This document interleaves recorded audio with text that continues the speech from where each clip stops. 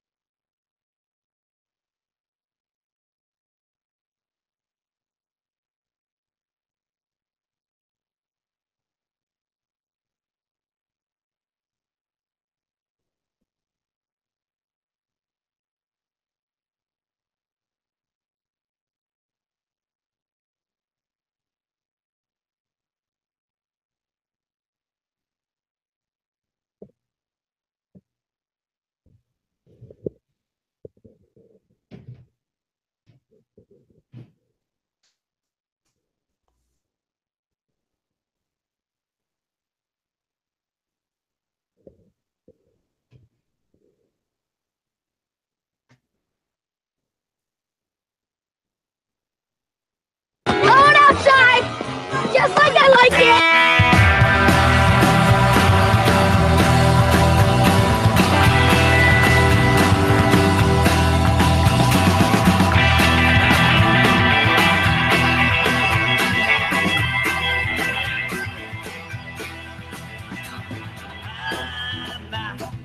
Pretty big fish to fry.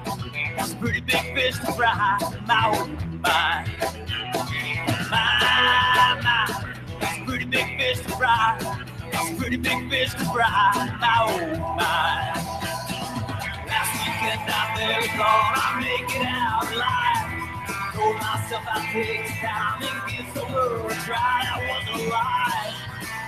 My oh my. Oh, it is Wednesday, December the 6th, 2017. You're checking out the Premier Sports and Beer Podcast, coming to you from Solo, New Jersey tonight. It's Lone Outside, loneoutside.com. Thanks for taking the time, everybody, to join us. We have an interesting show to get to this evening. We have a couple of topics that I think are cool, and then a couple of topics, or definitely one topic that we've never spent any time about on this show. It's going to be the last topic we do tonight. We'll see how that goes. So let's go. Why don't you go back home to your strip malls and drink your Zimas and Smirnoff Ices? Oh yeah! The greatest beer in all the world! Something from the bar. Yeah, I like cool beverage, yeah. I like cool beverage, yeah. I like cool beverage, yeah. Cause I'm feeling kind of parched. Stick it in the fridge, stick it in the fridge, stick it in the fridge, stick it in the fridge. All right. So tonight, I am digging into this Lion Kugel Snowdrift Vanilla Porter. That's a regular, just a 6% alcohol by volume beer. It's pretty good. It's a nice little porter. Not going to do too much damage on a Wednesday night. And that's what I got. So let's go over to Lincoln Park there. And first time, long time, JP, what do you got? Knack. Hey, what's up, guys? So I know it's not technically winter yet. That's like December 21st or so. But winter coat. But for me, winter is here with the Oma Gang. Winter is here. Double white nice. white ale. Nice. It is a hard-hitting 8.3 alcohol by volume, and it is a larger bottle that I probably will not finish this evening, even though the cork doesn't go back in the bottle. I was going to say small bottle tonight. Good stuff. So. Good stuff. Parsippany. Big Nicky J. Full disclaimer, I've been drinking homemade wine most of the night. So I have more. Nice. But what goes with homemade wine than better than a nice Peroni? And to top it off, I have a actual Dolphin bottle opener. So Yeah, this is just full circle here. you spent Now all you need is a plane of Super Sod. you spent some time. You spent some time in Miami this last week, huh? Yeah, I went to go see the Dolphin game. They actually won a game, probably the best game of the year. I picked a good one. But the story of the weekend, if I may, is me and my dad went out to dinner, and the waiter was like, "Oh, if you guys want a cigar, there's a cigar girl that comes around." And he's like, "Okay, sure. How much are they?" And he's like, the guy's like, "Oh, like $15." And my dad's like, "Do you have anything cheaper than that? I don't want to spend that much on a cigar." And he's like, "Yeah, we have ones that are like 11, 12." He's like, "Oh, that's perfect." So the girl comes over, this beautiful, like 24-year-old Cuban girl with her tits out, and she's like, "Oh, so do you want the cigar?" And he's like, "Yeah. What do you got?" And she's like, "Oh, I have this nice one right here." And he goes, "Well, how much is it?" And she's like, 12, 13. He's like, "Oh, perfect." Gives her the 20 and tells her to keep the change. She walks away. I'm like, "Dad, you just said you didn't want to spend that much on a fucking cigar, and you just gave this girl $20." He's like, "Oh, but did you see what she looked like?" Like, oh my God. You better be careful. Your mother's one of the loyal listeners. Yeah, she might like the video. Maybe she might unlike it now. Yeah, I know what happens in South Beach stays in South Beach. Apparently, little father-son bonding time. On that note, who cares? All right, so I'll take a couple of these. Nikki, you put some of them in, so whichever ones you added, make sure you're able to take the lead on. Okay. The college football playoff came out, JP. I know that's really your forte there. It's in Who Cares because our college football expert thinks it's more important to go and crush beers with the president of a major beer manufacturer than in Las Vegas rather than to join us on our podcast. Priorities, I guess. Priorities. That's crazy. Let's talk about should we really care that Alabama got in? Should it really matter to anybody? Because that seems to be really the only area where anybody's really talking about. Does that matter? Or should you know what? It doesn't. I mean, at the end of the day, I'm obviously a Big Ten guy, and I can understand the arguments that people are making. 8 conference games versus 9, and 0 top 15 wins for Bama. But at the end of the day, if you really look at it, Bama probably is, a top 4 team and should be in it. I don't mind the matchups either. I think that Clemson Bama game is going to be very interesting. It's strength versus strength, and I'm looking forward to. Both matchups are actually pretty decent. So I have no problem with Bama getting in. Nick, do you care? No. The only issue that I had, and I don't really care that Alabama's in. It's fine. But I don't really understand matching them up with Clemson. Like, I think if anything, you should have matched them up with what's it called? You should have had Clemson and Georgia and Alabama and Oklahoma kind of play each other. I think that would have been a little bit of a better, more sexy matchup there. Yeah, that would have been a red flag though if the committee just leapfrogs Alabama over like Oklahoma or something without even playing. But would it?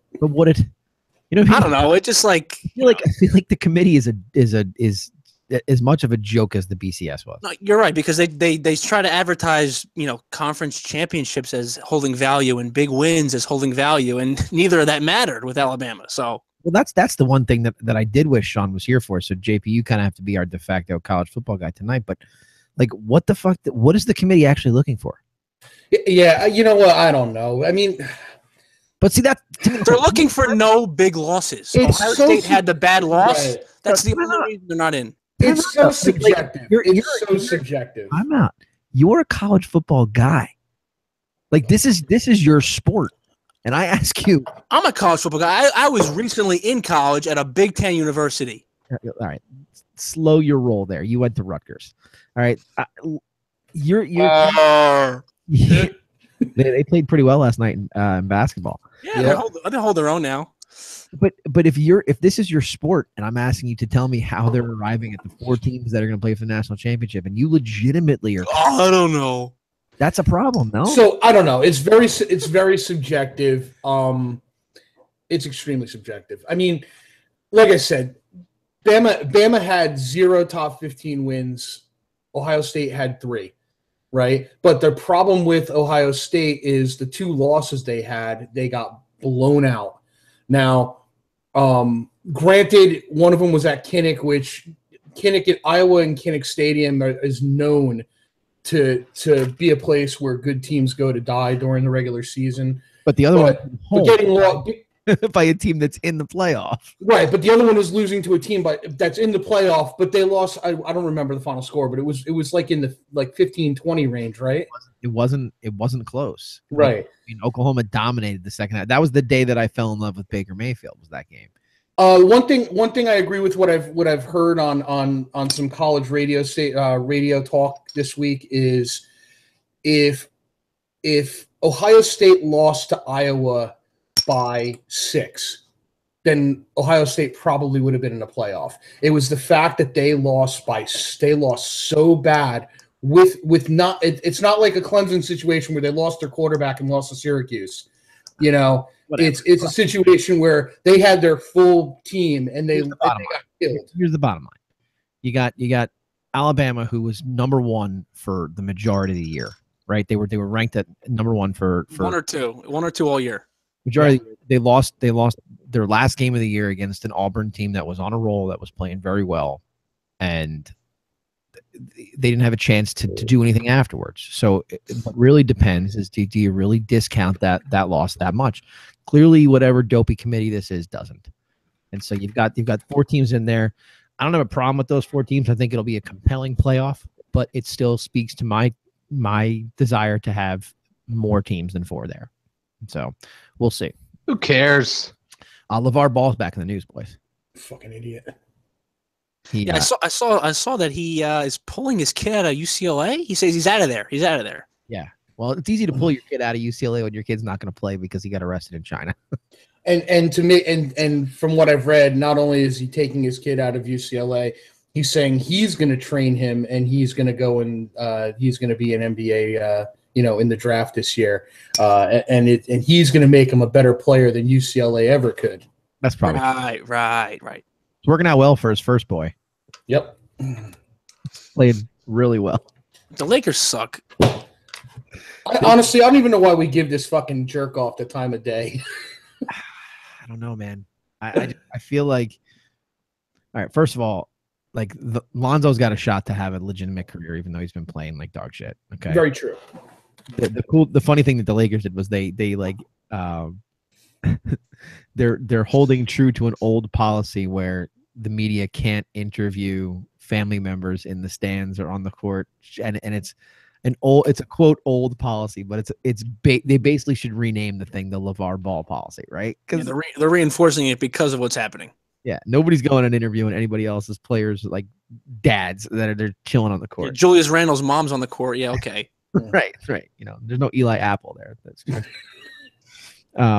So whatever, but it's just the fact of the matter is like this dumbass has a kid that's over in China, gets arrested, and the president of the United States happens to be there at the time and gets him off of a crime that legitimately would have had him serve some serious jail time in a country that is foreign. And then not very forgiving for crime. No. And then, so no matter where you fall politically, like that's the deal, right? Then he comes back and starts trashing the guy that got his son off for the crime and starts saying how it's not a big deal. And now he's pulling his kid out of UCLA.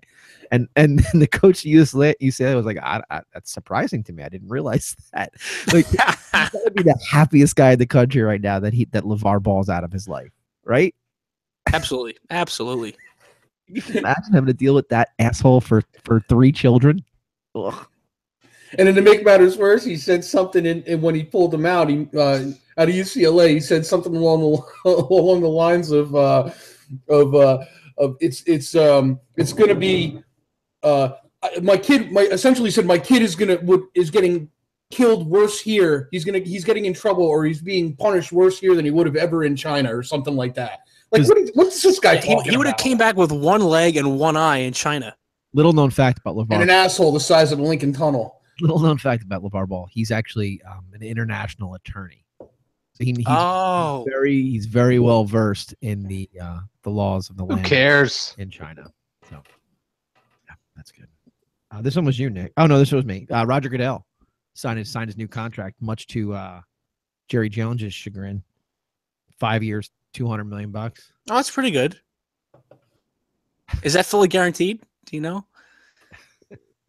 I think the first year is fully guaranteed, and then the rest of it is, they can cut him and whatever. Did he also get all the other stipulations he was looking for? I didn't look that deep into it. Yeah. $40 million a year. I think it's insane that the league, the quality of play in the league, the product is definitely worse than when he took that job. Oh, absolutely. I mean, it's not, and I don't even think it's debatable. It's worse. I mean, look at the Monday night game. That was an embarrassment. Every game is worse. I mean, the Monday night game looked more like a game prior to Goodell's tenure. I mean, at least that looked like football. Like some of the shit that we're seeing where we don't know what's a catch, we don't know what's a touchdown, we don't know. I mean, like that's all on his watch, dude. And he's gonna make $40 million a year for the next 5 years because of it. The league's got to be. Is that just like we don't know anyone else that can run this league, so we're just gonna give him all this money?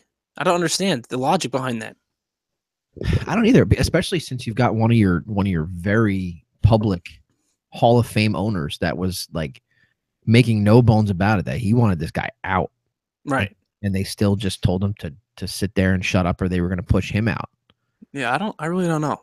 So they must be making more, they must be doing business, must be good. They must not care. Business is booming, as Antonio Brown would say. Booming. He also screams about karma. So Who cares? This one's you. Yeah, Clinton Portis came out and said that, back when Joe Gibbs was the coach with the Redskins, him and Sean Taylor and Santana Moss used to drink Hennessy before each game. And then someone was like, really? You would get drunk? He's like, no, we weren't to get plastered, but we would have a celebratory shot before the game, and it would really give us some adrenaline. And then apparently their new coach came in. I forget what his name was, and then he kind of was like, guys, you can't be doing that. And they lost respect for the coach because he stopped letting them drink before the game. Oh, the pride of the Redskins. Clinton Portis, pride of the U, actually. Santana Moss and Sean Taylor all played at Miami. Why does it shock me not that he is from the U? They're all the U. Three of them are. They're all the U. Yeah. That was like the prime, like Catholics versus cons. Yeah. What chain do you think they were rocking when they were in the Redskins? The Hennessy chain. The VSOP chain. They just would walk around with a bottle of Hennessy on the chain around their necks before the game. The Henny. I don't understand. Like, if you're in the pregame, like I'm thinking about like when I was in the locker room, like, you'd have everyone kind of does their own thing. Like some kids listen to music in their own corner. Some kids are talking to other people, and then you just have these three clowns would probably go to the other room with a bottle of Hennessy and taking shots before they go out for warm-ups. It goes back to Brett's story, how he used to say that there was a tale about Michael Irvin smoking a crack pipe on the sideline. Well, in a true story, actually, I was a sophomore in high school, and there was a kid 2 years older than me. I'll leave his name anonymous, but he was going to go to jail after his final game. And before the game, this is his last game. He didn't start his high school career at your school, did he? No, he didn't. Yeah. So before the last game, him and a couple other kids who got into some trouble smoked a couple of joints before the game and then popped some Molly. And truth be told, this kid had, I believe, 3 or 4 touchdowns in his last game, and then pretty much was escorted to jail a few days later. So he went out on a high note, at least, literally. Hey-o. Well, I mean, that's what LT used to do. So like, there's proof that proof that it works, right? Like being inebriated to some degree before you play a football game for some positions actually is helpful. And you can't feel if you have a concussion or not, so it doesn't really matter. You just keep going. Worry about it later. We had a kid that was, member of the family, Anthony's grade when we played high school. Buddy of his who it wasn't doing drugs or wasn't getting drunk or anything like that, but had so many concussions that he like had smelling salts with him on the field. And so when he would get knocked out, somebody would just, wave it under his nose and he would snap back to attention. Is that clear in the concussion protocol? I'm pretty sure it was not good because it ended up having like a blood clot in his brain and things like that. Oh, boy. So look, but that's kind of my point to the whole Goodell thing is like, I get that he's trying to do the player safety thing and this and the other thing, but the game is in the process. He's transformed the game into something that is, from my perspective, I've said it a couple weeks in private. I'm getting to the point where I don't really want to watch it anymore. Like it's not what it was. It's not the game that I started to really enjoy. And there's a whole bunch of nonsense going on around it with all the political shit. So, I may be making the switch to Saturdays. Saturdays are for the boys, Jeff. Saturdays are most certainly for the boys. And at that point, Who cares? Yeah, Gronk suspended one game. Did you guys see this hit he put on that Buffalo defensive back? I think he pulled his pants down and like actually raped him in the process of that. What, didn't he? I mean, that was like a legit WWE move. Like the guy made an interception and Gronk, at least 6 seconds after the play was over, just gave him a straight elbow to the back of the head. Yeah, he 100% deserves the suspension. It resembled the wrestling match between Lesnar and Orton, where Lesnar actually took the elbow and busted Orton open on the head. Right. Like Lesnar forgot he wasn't in like an MMA fight and was like, "Oh wait, hold on, I'm in a WWE match," but it was too late. Right, scripted action flew out the window. Maybe he was popping Molly, or whatever he was getting busted for in MMA. And then Gronk had the audacity to appeal the suspension. Like, dude, did he? Really? Did he really? He appealed it, but they were like, "No." Like, are you kidding me? Here's what I don't understand, right? Because JP, you're saying he definitely should have been suspended, right? So yes. I don't think anybody disagrees with that. But who was the kid on Pittsburgh that laid out perfect on Monday night? Juju Smith-Schuster. Yeah, Juju Smith. Yeah. That guy in a football play gets the same suspension as Gronkowski does for a complete flagrant act after. Like if he did that on the street, he would be in jail. He'd be in jail. Yeah, he should have gotten more. He should. It is. I understand, like what you said, Jeff. When it's a football play and it's maybe a late hit, but it's still a football play. That's fine. Gronkowski's play was about as blatantly obnoxious as you can get, and all the guy was hurt that he did it to. Like he was shaken up. He might have a concussion. Like that's exactly what the NFL is trying to avoid. And then they go ahead and say, "Oh, just one game." And you know why it's one game, Jeff? Because in 2 weeks they play the Steelers. Yeah, it's money. I get it. It's all about the money. But the question is, like, you saw? Did you see his post game response to it, Gronkowski's? It wasn't like apologetic, right? He was like, "Well, I was just frustrated. I wasn't getting calls." Like, okay, yeah. So I just elbowed the guy in the back of the head. All right, douchebag. Like, are you freaking kidding me, dude? Are you kidding me? And apparently, what's his name? The coach of the Bills came up to. I heard the audio of this. He went up to Belichick after the game when they shook the hands and was like talking about the Gronk hit. And Belichick was like, "No, I'm sorry about that. It was a bullshit hit." Right. Like immediately, Belichick owned it. But I didn't watch the game because I was at the Jet game. But he didn't pull Gronkowski off the field after that, did he? No, he didn't. I don't think so. It was like towards the end of the game anyway. So I think the game was pretty much over. That's even worse. Right. There's only a few minutes left. Yeah, so if he ever ended up going back out in the field, I don't know. Whatever. I just think, to my point that I said to you that you kind of doubled down on, Nick, like a football play is one thing. That's just not a football play. It's right. So, money wins out. Who cares? As it always does.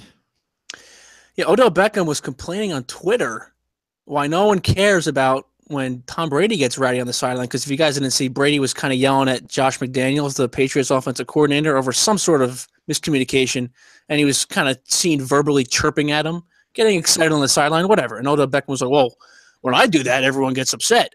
Hey, because Tom Brady has 5 Super Bowl rings, and you're a douchebag. Yeah, Odell, newsflash, Tom's earned it. You haven't. And Tom Brady's never peed on the field either. Yeah, I don't think that's that we know of. We don't know. Hey, you never know. Those kale smoothies, they go right through you. Laxative. I don't even think that it's that Brady's earned it and Odell hasn't. I think it's that Odell's such a douche. Like Brady's a douche. Brady's a douche in the like, oh, I hate your guts sort of way. Right. Odell's a douche, and it's like why are you here? sort of way. You know what I mean? Like, oh, you're so talented, but you're really you're annoying. Like, just shut the fuck up, right? Brady's just a doofus who happens to be a really good quarterback and married a woman, you know, that outkicked his coverage and whatnot. But Odell's just an annoyance, right? And you like to assume that whatever Brady was yelling at was probably something that was constructive to like the game. You know what I mean? When Odell yells, it's because he's not getting the ball or whatever, and that's just immaturity. Well, you're a Giant fan, JP. You're not. I mean, it's hard to be a Giant fan this year, but you're not arguing that point, right? No, I'm absolutely not arguing that point. I hope fucking Odell's not on the team next year, to be honest with you. Oh, sweeping change. Hot take. We'll see. Whatever. Who cares? Jimbo. Jimbo Fisher. Did you guys see this? 10 years, $75 million with Texas A&M. But I'll say this: if you didn't see the press conference, this is how it went. He comes up to the podium and he goes, "Well, you know, I really had no intention of leaving Florida State, but I talked to the officials at A&M, and they presented me an opportunity I couldn't pass up." Really? $75 million in guaranteed money. That's maybe an opportunity you couldn't pass up, you douchebag. Yeah, and he's not the only one. I mean, Taggart just left Oregon after a year. Scott Frost left Central Florida to go to Nebraska, and it's just ridiculous. The amount of money that's getting thrown around. Guaranteed money, though. Yeah. And where did Taggart go? Because he left Oregon. Where did he end up going? Taggart left Oregon to go to Florida State. He took Jimbo's spot, which leaves Oregon open now. What do you think is a better job, Florida State or Oregon?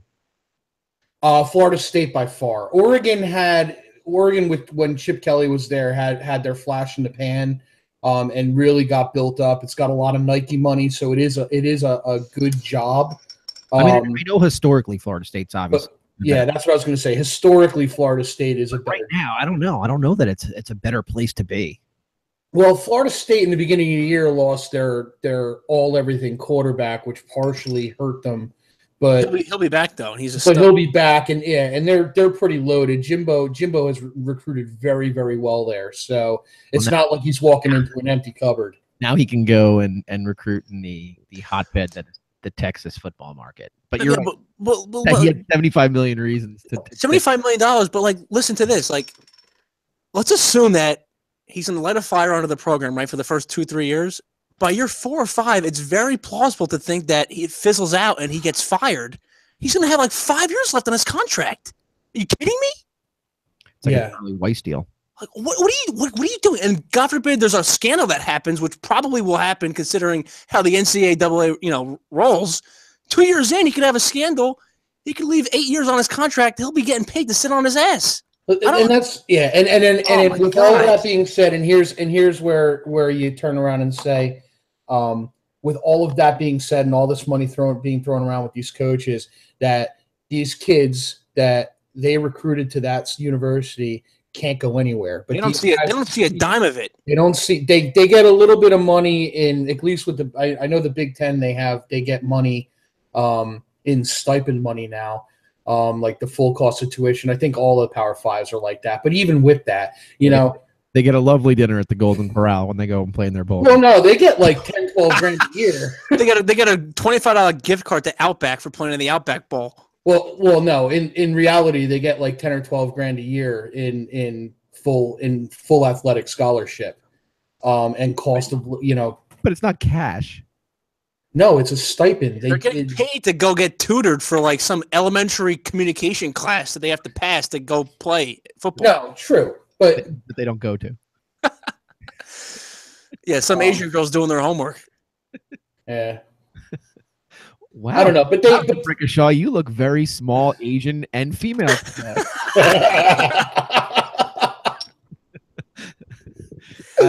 But listen, $75 million was clearly what they needed to pay him for him to leave. So you can't fault A&M. I know, but I'm laughing at the news conference. How phony was that? I mean, come on. I guess. I don't know. I'd be more mad if I'm like Harbaugh or if I'm Nick Saban. Like I'm watching Jimbo Fisher get freaking $75 million. I don't know what Saban gets paid, but is it more than that? Jimbo's contract is just shy of what Saban gets paid, which is a joke. Yeah. I mean, he's not half the coach that Dabo is. No. No. You know what I mean? No. If you're, I mean, he lost his quarterback, and that's fair. But the team sucked this year, and don't tell me you don't have a bunch of 5-star recruits around the rest of the roster. Like that's a joke. I'm just saying, if you're Dabo, I mean, I don't know when his deal's up, but he's got to be happy as hell too. Oh, he's salivating. He can Yeah. parlay this. If he can parlay this playoff into another title, I mean, Jesus, he's gonna get paid. Paid.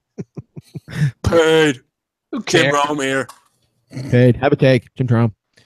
This one is going to the Olympics. It's the first time we're going to talk Olympics out of 2 times tonight. I don't know if you caught that Russia is not going to be permitted to send athletes to the next Winter Olympics. Did either of you see this? Yeah, I saw Yes. it. Putin approved of this, I think. I'm sure he's very proud. Yes. Or at least I'm sure in the Russian media, he's saying that he's deciding not to send his athletes. So anyway, You never know. yeah, they're not permitted to go and compete under the Russian flag. There are several athletes that will be permitted to compete as independents, and they will be, I believe what they will be called is an unaffiliated athlete from Russia, which is what it will say on their uniform, and it'll be some neutral color. And if they happen to medal, they can keep the medal, but Russia as a country will have no credit for any medalists. And the song that will play will be the Olympic anthem, and the Olympic flag will hang in the place of the where the athlete plays. So what flag do they come into the stadium under in the opening ceremony? It's just a white flag, or My guess is it'll be the Olympic flag. yeah. If you remember way back when, and Nick, you might not even be old enough to remember this, but when the Soviet Union first broke up, remember they had like a couple of Olympics where they had like the unified team. Oh yeah. I remember Was it the late 80s? I don't remember if it was the 80s or if it was right around the time like when the first Dream Team played. I'm not. It might have been like Barcelona. Yeah, it might have been like the Barcelona games. It was they had the unified team, which was essentially, a lot of these former Soviet Union countries that didn't have the proper amount of time to get an actual Olympic program up and running. So I would imagine it'd be something similar to that, except for that, they won't be they'll be waving the Olympic flag instead, which is weird. Well, Putin's got to be happy about that, I think. no, he's loving it. And I saw some tweet today that said, Putin has decided to run for re-election. Sad. And then something was underneath it was breaking news: Putin has just won the election. It's the fastest election you've ever seen.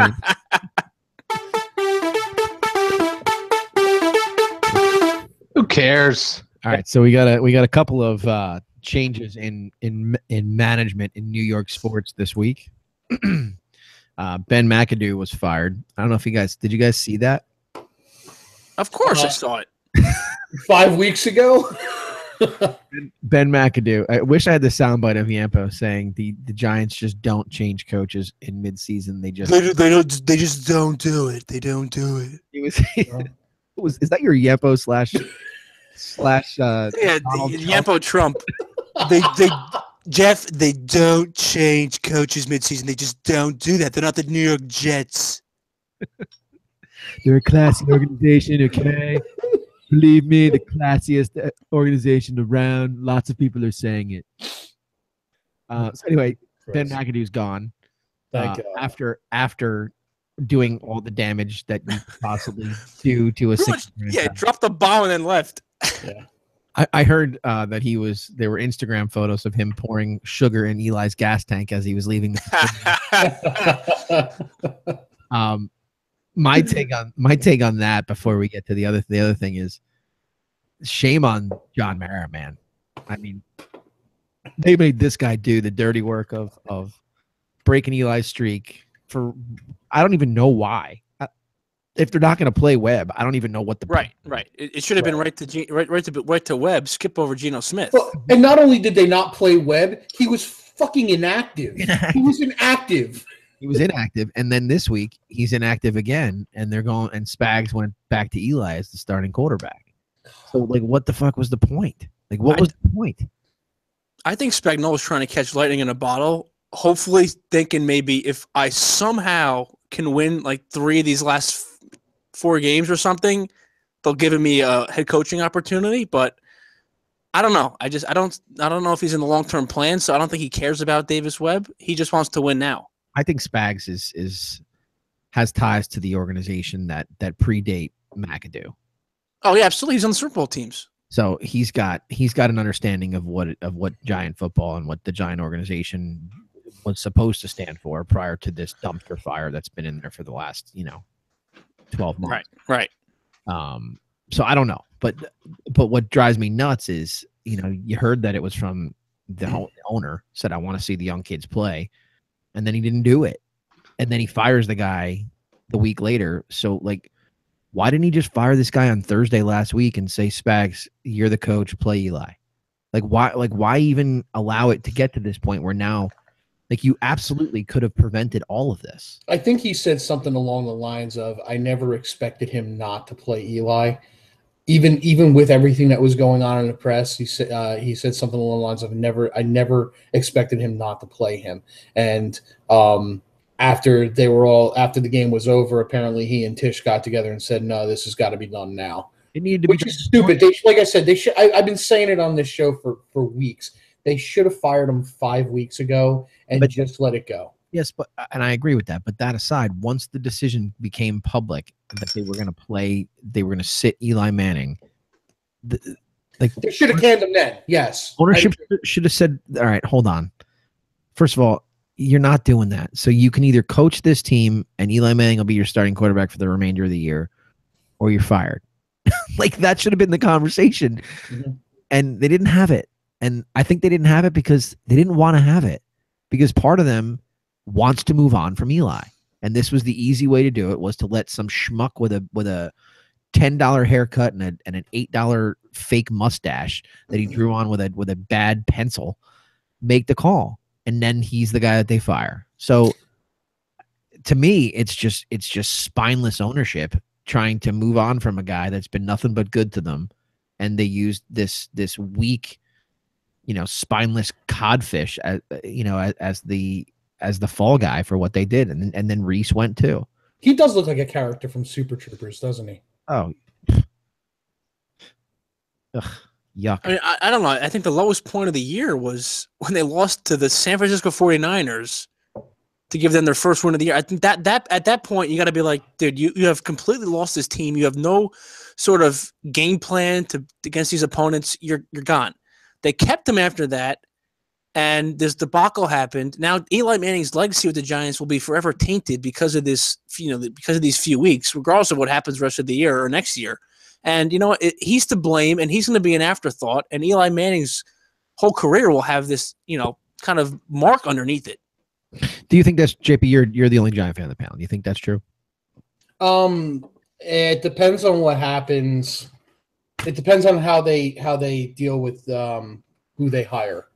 I think is whether or not they have a black stain or not. If they come out and they hit the ball out of the park. Example Monday night. It was I didn't watch the game, but somebody told me that on Monday night, John Gruden said if Eli comes back, he'd be interested in the job. If they go and hire a guy like Gruden and everybody gets behind that hire, I think that doesn't go away. I think it goes away a little bit. It'll be a miserable hire for you. It'd be a miserable hire. But I think Nick more meant not as a disdain on the Giants. I think he meant more as a disdain on Eli. Like, do you look at Eli's career differently today than you did 2 weeks ago? No, not really. I mean, listen, he won two Super Bowls. He's a 2-time Super Bowl MVP. Players get old. Players have bad seasons, and it doesn't help that he's got an offensive line that leaks like a sieve. I don't think he's having that bad of a season though. Like, I don't think this is on him. That's what I don't get. Like, I don't know. He's not doing enough. But you know what? At the end of the day, when you're looking at the problems the Giants have, he's very on the bottom of that list. Yeah. Like, if you were to put an offensive line around him, and his entire wide receiving core didn't go down. Exactly. There's no way you can blame this season on Eli. And I mean, being in the stadium and listening to fans, the guys in the stadium, whoever's left, to be honest with you, or the real diehards, I don't think to a man, none of them are really blaming Eli for any of this. But to be fair to that point, a lot of the failure on the field because of these injuries and whatever isn't even McAdoo's fault. In my perspective, the failure here is on Jerry Reese, number one, and number two, McAdoo is just left to try to pick up the pieces. So McAdoo's failure was in how he mishandled everything along the way. So right. The product in the field, to my opinion, wasn't even the problem of the head coach, but the way that he totally botched the Eli thing, the way that he's totally botched handling of Odell, like that type of stuff, I think is what cost him his job. I don't think it had anything to do with wins and losses, because the team was ravaged by injury and was never really put together all that well. Right, and all those suspensions to the defensive players like Jack Rabbit and DRC and stuff like that, that shows that you've lost control of the team, because they're doing stuff that, if you're missing meetings, if you're, missing curfew, it shows you have no respect for the coach. And I think the management was finally like, dude, you have no control of this locker room. They don't respect you. You're out. So we benched the one guy that actually has respect for everybody. That's good. That's smart. Right. That's the way to do it. So I do wonder if the guy's going to get another job in the NFL. I don't know. It's kind of like a situation where, like I said on the last show, you're the offensive coordinator for Aaron Rodgers. So how much credit can you actually get? Second of all, your head coaching stint, the first year you got to the playoffs because your defense carried you all the way there. I saw a stat where he's an offensive coach, and as a head coach, he has never coached an offense to score more than 30 points in a game. Right. And that just shows that the offense sucked last year, aside from a few Odell, 80-yard runs. And this year has been god awful. And what kind of resume is that for you? And that's my point. Like, he can't be, look, as a guy who my entire life has hated almost every offensive coordinator my football team has ever hired, like, I'm not looking at this guy and been like, he's got the answer offensively for him. Absolutely not. Like, there's just no chance. I'm moving off of the Giants because I can't spend any more time on them. They're nonsense. Aaron Boone was announced today officially as the 33rd manager of the New York Yankees. I don't think we've talked about that yet on this show. I don't even think that the rumors were in yet about that. As a Yankee guy, Nick, do you have an opinion one way or the other about the hire? Or the process, I guess. I think I kind of talked about this before, but the thing that a lot of teams and organizations do is they have this type of coach, whether it's whatever sport it is, whether the guy's like an X's and O's guy, a player's coach. When that kind of blows up in their face, they always want to go the exact opposite direction. So, when you have a guy like Joe Girardi, who's very by the binder coach, X's and O's, sabermetrics, they want to go the complete opposite way when they hire the next coach, right? So Aaron Boone is a very players-friendly coach. He's talking about how he's going to care for the players.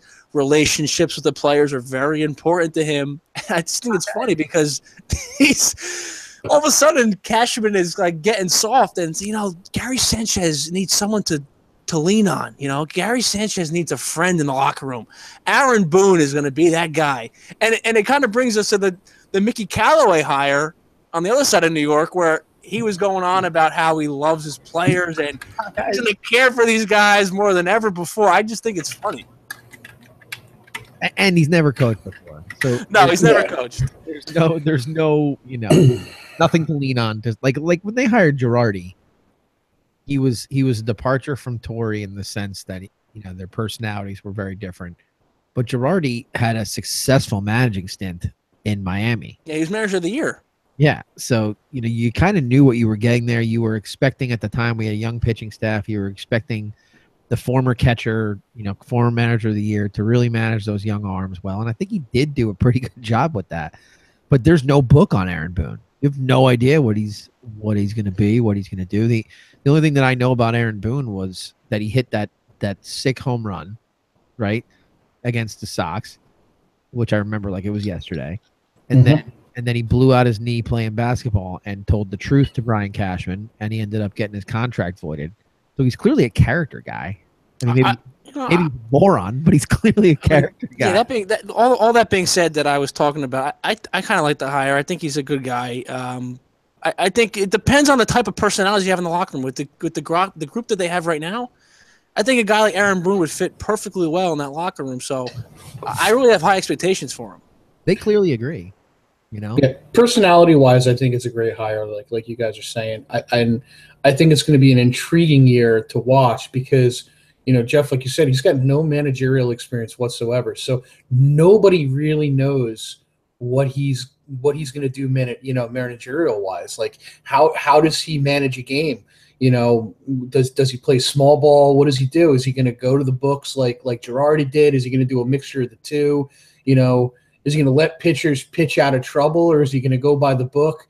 Right. You know, it's going to be very interesting to see what he does and how he trusts the players and how he lets them go. I didn't see at all what the contract was. I don't know if either of you saw. I don't even. No, I didn't see it either. Yeah, I didn't see it. But that was one of the talks about when they were letting Girardi go, was that, you know, they could get somebody that would make far less money to do the job as effectively. So I don't know. I don't know if that was the real impetus behind the whole thing.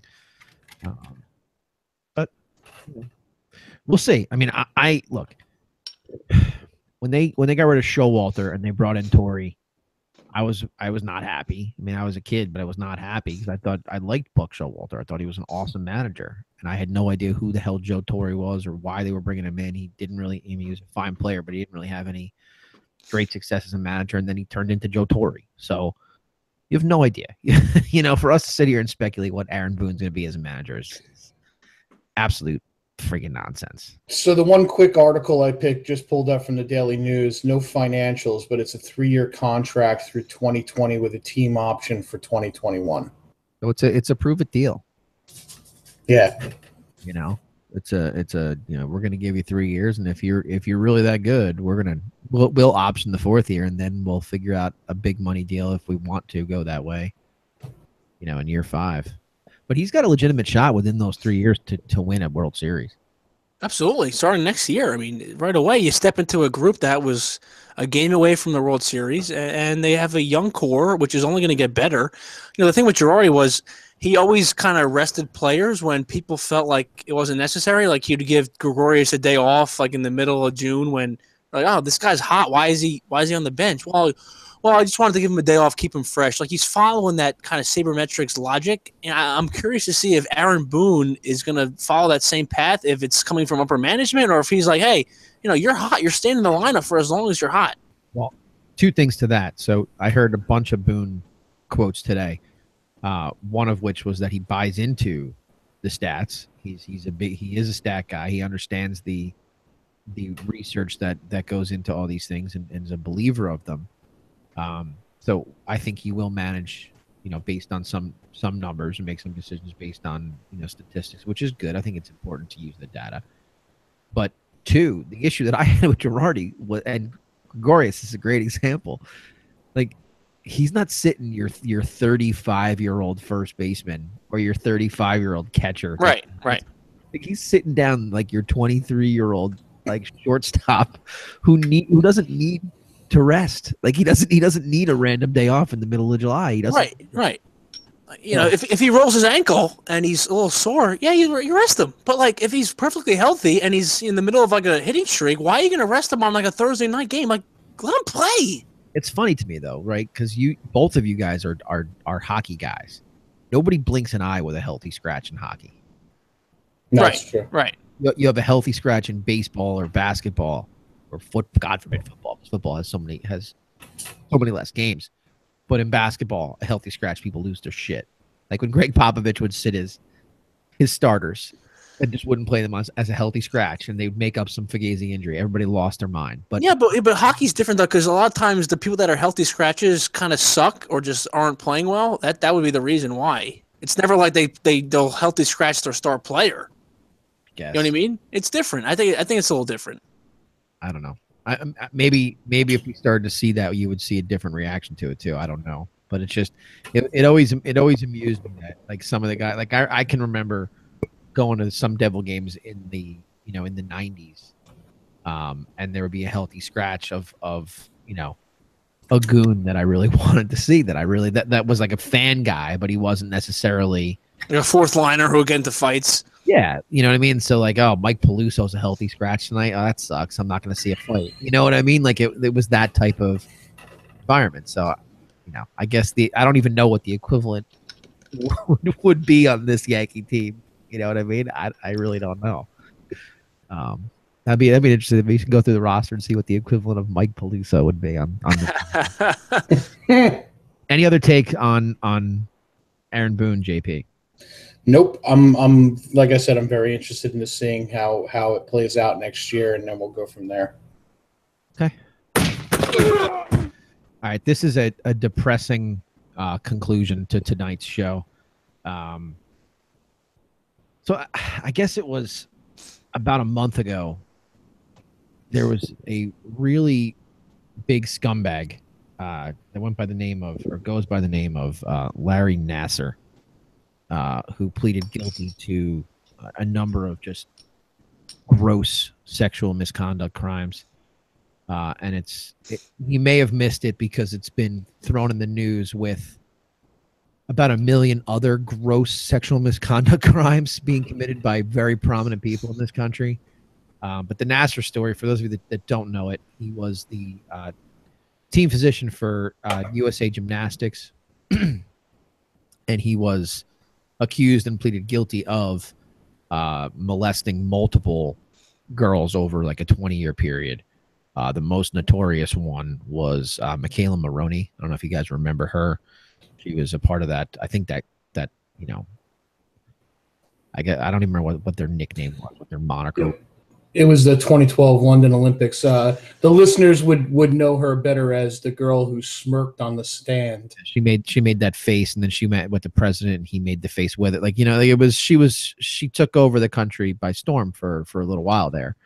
But you read some of these accounts of some of these girls, and it seems to be that the common thread among these abusive situations with this scumbag was that he would tell them that was under the guise of treatment, and the combination of these two words appears in almost every account that I read today about what he did: digitally penetrating. So he was treating these sometimes these 9-year-old to 13-year-old girls, and he was sticking his fingers inside of them as he's trying to claim that he's treating them for some sort of gymnastics related injury. And listen, there are horrible people all over the world that are in a position of authority over other people, and they don't have to necessarily be children. Sometimes they're grown adults, and this shit happens. The disgusting part of this to me is that it happened over the course of 20 years to multiple girls, both at the Olympic level and at Michigan State, where he was a teacher and a doctor for the Michigan State female gymnastics team. My big question to you guys is, when you read about situations like the Olympic gymnastics team, and like they pull these girls and these guys from their families and send them off to some like remote camp, for lack of a better phrase, where they're just expecting these, Olympic team coaches to raise their kids and keep them safe. Now, neither one of you have kids, so maybe it's an unfair question to ask, but I think your perspective is almost better because you don't have a kid. Do either of you see anything really wrong with the entire process? Forget about the stuff that happened. Just the process alone of taking these 9, 10, 11, 12, 13-year-old kids, male and female, but mostly female, and removing them from their current situation and sending them off to this, performance camp to become an Olympic gymnast. To me, it just seems like the entire thing is a hotbed for somebody to do something horribly wrong. Go ahead, Nick. I would just say, aside from the whole assault thing. Just in general, taking kids away from their families, forcing them to train for these Olympic competitions is wrong in itself. What are you teaching these kids? That the only thing you're teaching them that the only thing that matters in their life is whether or not they can do a handstand or a somersault or some sort of Olympic feat. And when they fail, what does it teach them? That they worked their whole life to do this event and then they can't do it, so they're a failure. Like, you don't create well-rounded kids. You make them focus in on a certain aspect of their life. And I just think that whole mindset in general, whether it comes to travel sports or kids playing one sport, kids focusing in on a certain skill, I think that entire mindset is wrong in itself.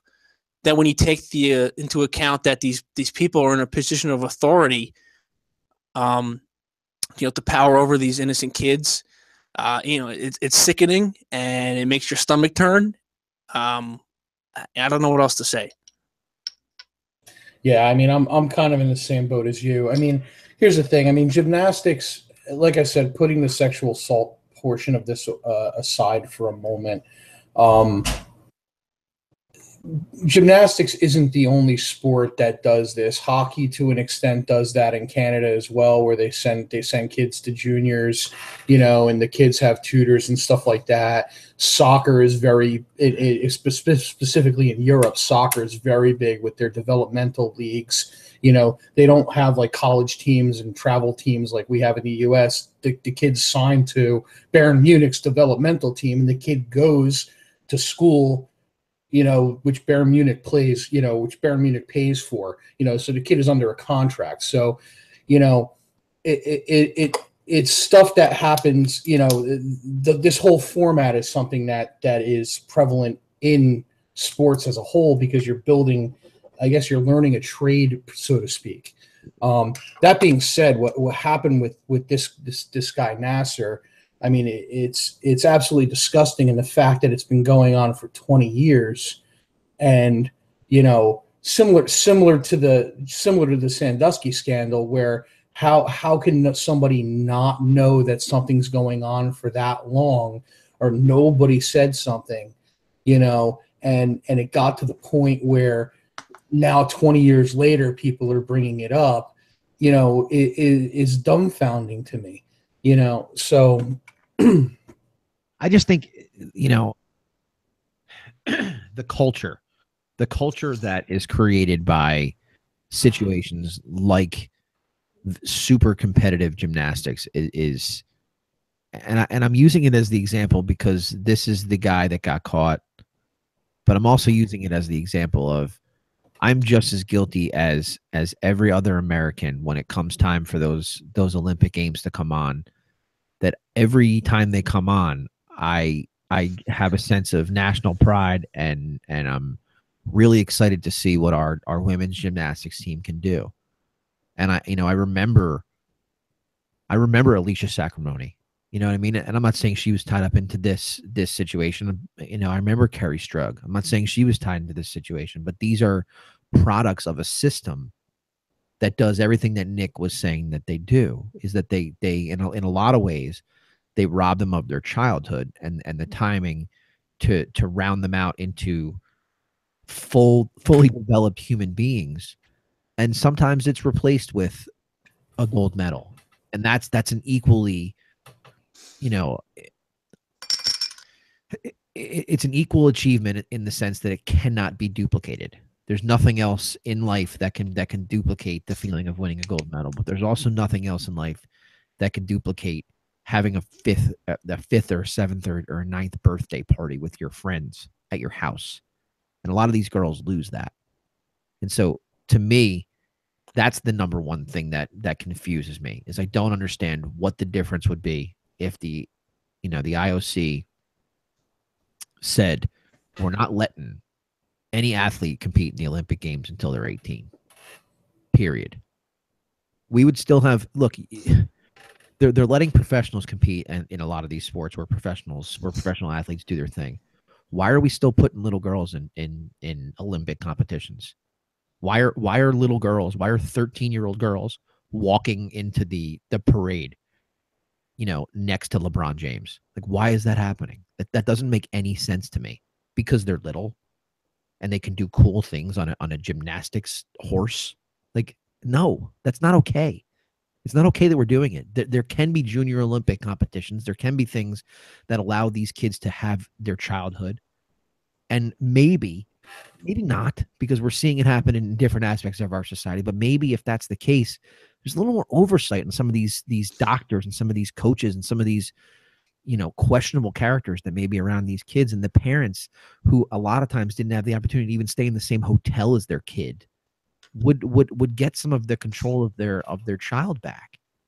It just seems to me like we've gone so far in the wrong direction, and clearly in today's day and age, you can't trust anybody. I mean, let's call it like it is. I mean, there's not a day that comes by that I don't look at my phone and see what person that I know of in the public eye is going to get caught doing something totally horrendous that I never would have suspected they would do. So I think it's a dangerous practice to allow these athletes to be away from their families. And I think that the entire gymnastics world needs to take notice that this happened. And a lot of the reason why it happened is that we're pulling these kids from their families and putting them in the hands of somebody that's not their families. Now, whether they're well-intentioned or not, they're not their family. And it's all for the intended goal of being a dominant gymnastics program at some competition that we hold every 4 years. It's stupid. And it really, really bugged me that number one, it happened for as long as it did. And it's representative of a lot of this behavior that we've seen over the last, 6 months come into light. I guess if you want to go even back further to the Sandusky stuff, JP, like you said. But to me, yeah, that's the dumbfounding thing of all of this. And a lot of these stories is straight up like these long 20 years we're talking about, I mean, and multiple stops that this guy has been at. And nobody picked up on the fact that he was doing any of this, or nobody said something, or did it get swept under the rug, by, let's speculate here for a second. You mentioned Kerri Strug. Well, one of the most iconic moments in the history of the Olympics that I can remember was Bella Caroli carrying Kerri Strug off after she practically broke her ankle, right? Do you know who he handed her to? To that doctor. Larry Nassar. Correct. So let's again speculate for a moment. Does Bella Caroli, who, I mean, I don't know much about gymnastics, but I know enough to know that Bella Caroli is kind of like, he's the GOAT. Yeah, he's the godfather of the whole. Yeah. So, can we speculate that it's possible that he maybe swept something under the rug here to keep his program alive? It's a dangerous, road to cross when you go down that road and start speculating like that. But it's a scary thing to think that, that this amazing moment in sports history could be tarnished, simply because this guy was involved in it. Well, not only that, but the bottom line is we just got done trashing a head football coach for being a bad head football coach, right?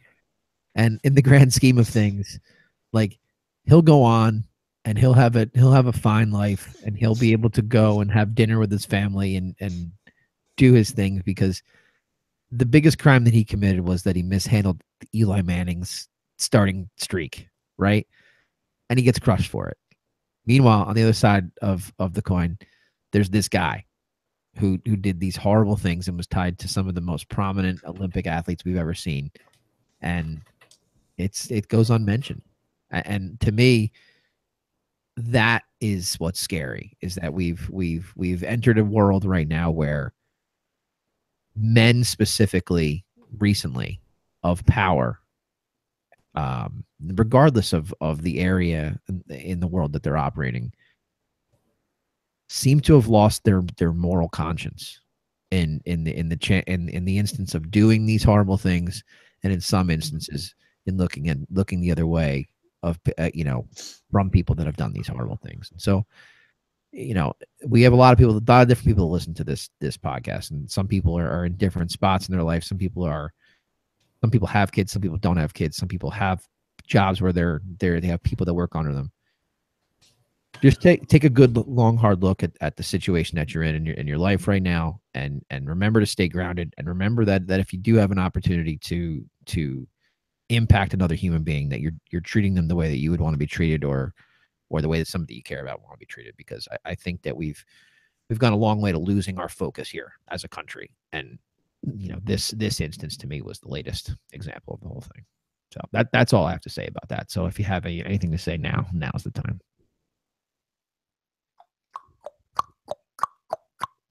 Well, hang on, bartender. Give me one more of those scotch and Peptos. I got a case of spurts, but I still want to drink.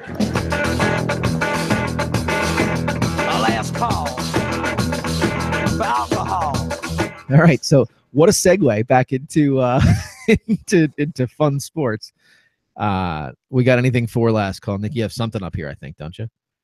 Yeah, I was going to say that my personal favorite football game of the year is on Saturday. It's the annual Army-Navy game. It's a special game for me. I mean, you know, besides the fact that my great-grandfather graduated from West Point, I just always have found that this game has been the most exciting. I think it's very intense because it's genuine. You know, a lot of times these teams might be good, you know, but they're not always the best football players in the country. But, you know, they are guys that are going to go serve for our country when they graduate the academies. And I just think that the game itself is just a basic, genuine, raw version of football as you can get. And I just think it's a beautiful game. So you root Army. I root Army, yeah. I root Navy. JP. I root Army, and I agree with Nick. It is my favorite college football game of the year. There's just something about Army Navy, and for anybody who lives in the Northeast, it's one of those events you need to actually, like, watching it on TV is great, but going to actually physically see it live is something entirely different. Seeing the march on is amazing. The exchange of prisoners, like there's all of these traditions that a lot of people don't really see on TV that are just amazing. You know, once the cadets and the midshipmen get in the stands, they're able to let loose, and it's a sight to see. Where's the game? This year it is. Where is it? Actually, I don't know.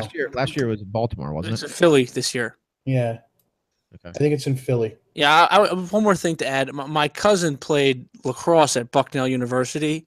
They're in the Patriot League along with Army and Navy and Air Force. And he said that, you know, they were never the most talented teams that they played. But when you've played those teams, you felt it after the game. Like, they were the toughest opponents you could play. And I think that's a testimony to, like, their sports in general. Like, they have kids that are just grinders, kids that are just disciplined. They're not going to commit any unnecessary, roughness penalties. They're just a disciplined group of kids that'll play hard and they'll smack you in your mouth. And, you're going to have to fight for every inch you get. Which, thank God, right? I mean, that's everything you would want the men and women who are fighting for our country to be. Right. And my favorite part of the whole thing of the Army Navy game is after it's over, each team goes and stands behind the other team and sways along with them to their alma mater, and it's all about what sports really should all be about. Is at the end of the day, we're all on the same team. Yeah. Cool. Jibber, you got anything else?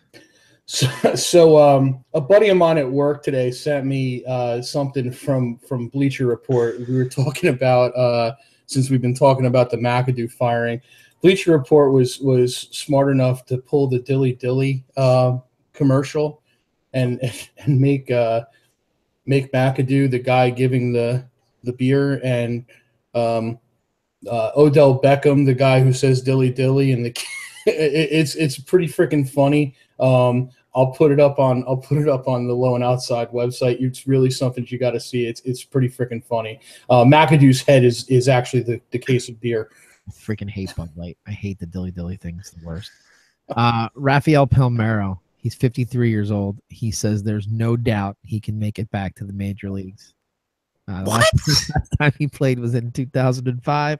He's thinking about making a comeback. He told The Atlantic that there's no doubt, quote, "there's no doubt in my mind I can do it." You better get on that creatine. Does he still have that porn mustache? Just an idiot. And then sources, the always favored sources. Anonymous sources. Sources say that Derrick Rose apologizes to the Cavaliers teammates for his absence. And What's with him and these MIA? Like, he's coming back. Don't oh worry. my God, what? How do you just leave your job without saying No, this one wasn't MIA. This one the Cavs knew about. Like, they knew about it. What is with the Knicks? He just like hopped. Vanished. He like hopped on a plane and left. Yeah. There's a lot more to that story. Eventually, we're gonna find This out. guy's had some mental issues. Yeah, because when LeBron was asked right after he disappeared, I mean, you can literally see the worry in LeBron's face when he started answering the question.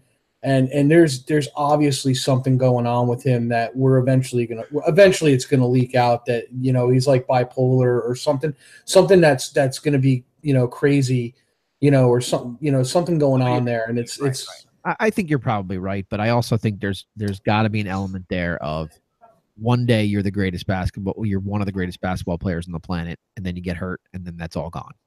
And that's got to be a really difficult thing to reconcile with. And I don't think he's reconciled with it very well at all. You know, and that's a part of it. The other thing is, you know, if he retires, he walks away from all that money that he's got from Adidas. So he's got to make a little bit of a business decision here to play through the pain and still collect that cash, because that's a lot of money to leave on the table. So that's all I got. So thanks for taking the time, everybody. Go Fins. Go Jets. We took a little bit of a turn today, so I hope that didn't dissuade you. I hope that we kind of kept it light as we could until that one area. Hit us up, loweandoutside.com. You can follow us on socials at Low Outside Sport. I don't have any idea what our Snapchat is, and it's definitely not lit. It's dead. It's so lit, it's dead. I got these two morons that are flashing Fins and Rutgers stuff. Hey, look at this! Look at the stadium giveaway. Look at this. How nice. Good. They ripped that right off the wall and gave it to you. Right? Yeah. Larry Zonko was handing them out as you were walking. Don Shula from his golf cart. Maybe Don Shula will be the next Giants coach. Can't walk, but still has his wits. Hey, by the way, Jeff Gastineau was signing autographs at the Bud Light tent, and I said how apropos in my meeting when they mentioned it. Yeah, well, he doesn't even know who he is. It's sad. It is pretty bad. Going through some mental stuff too. So, anyway, thanks for taking the time, everybody. Until next time, we'll see you. Desperandum, dear lady. Across the desert lies the promised land. See ya. Goodbye, Mrs. Gloop. Adieu. Auf Wiedersehen. Gesundheit. Farewell. Fare thee well to you, my own true love. River Mercy, fare thee well. I am bound for California, a place that I know right well. So fare thee well, my own true love. When I return, united we will be. It's not the leaving of Liverpool that's grieving me, but my darling, when I think of thee. Now